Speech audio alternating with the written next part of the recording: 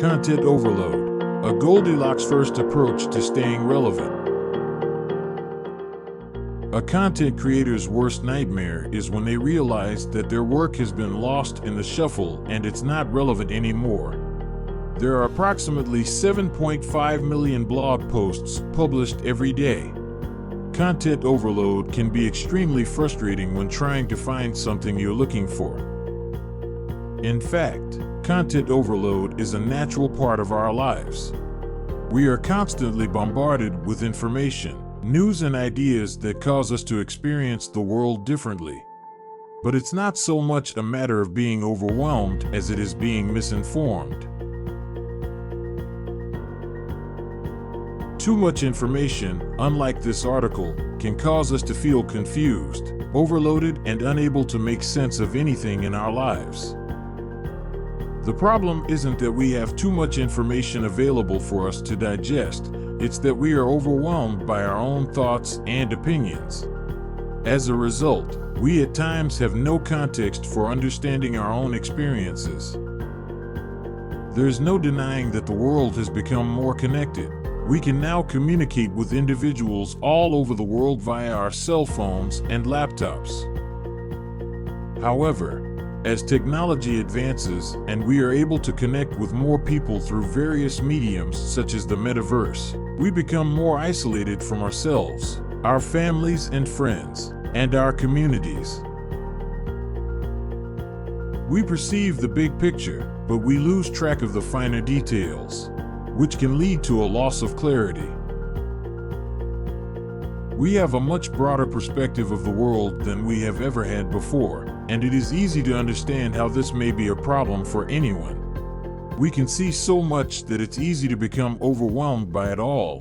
The world can seem so big, so fast, and so loud that it's easy to get overwhelmed by it all. We can become overwhelmed by all of the major things going on in the world, but we often overlook the small things that are happening right here and right now. The Goldilocks first approach, key to finding the right balance to content clarity and relevance.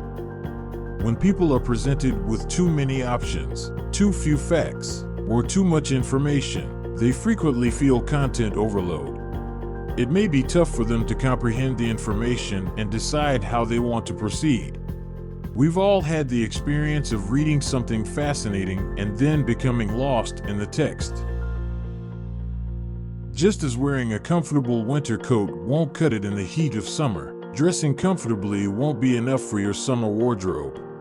You need to get the right look for whatever kind of outfit you're putting together. In the design of content, you need to find the right balance between information, knowledge, voice, and your brand's personality. But you also need to know when that balance is out of whack. When developing meaningful content for your audience, it's vital to be cautious of information overload, which has been dubbed the Goldilocks first approach. The old saying, Goldilocks found it too hot, so she moves on and tries the next, and too cold but not just right, so she then tries the third, and this is just the right temperature, refers to the fact that there is a proper temperature for each temperature range of your audience. Too excessive and you risk being irrelevant. Too little and they won't find value in what you present them. Just right and they will enjoy what you present them with.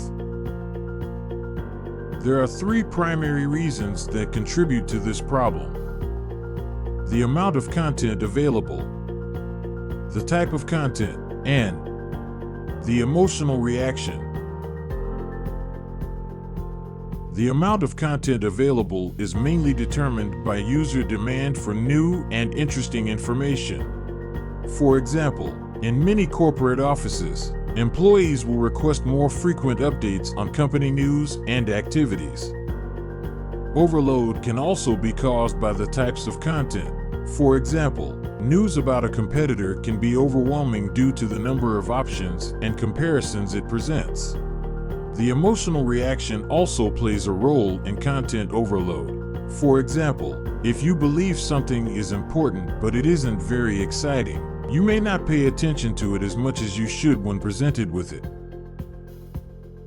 Another way to look at it is to consider the quality versus Quantity debate. Content creation can be difficult, but it can also be enjoyable.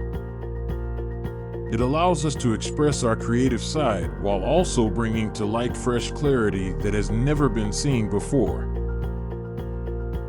Don't leave your readers running for the forest. There are active audiences in every sector, and it's always a good idea to go to the source if you have a query about something. Question everything, conduct research, and then simply ask your readers what they think of the content you produce for them.